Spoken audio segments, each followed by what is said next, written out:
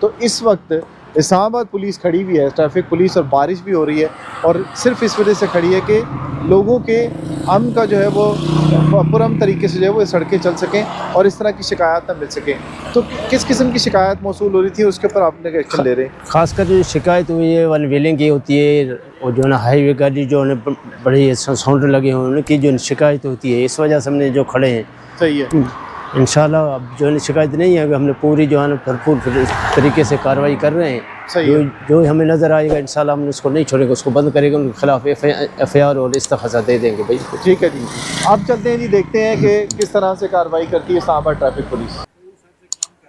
जी, अपने लाइटों को आपने देखिए, फ्रंट वाली लाइट को देखो, इसके सामने वाले से जाने वाले उन पे क्या असर पड़ता है। सिर्फ आप अपने बारे में नहीं सोचना है ना, जो सामने आपके आ रहे हैं ना उनके बेचारे की ज़िंदगी पे यही बात है ना, ये वायलेशन होती है ना।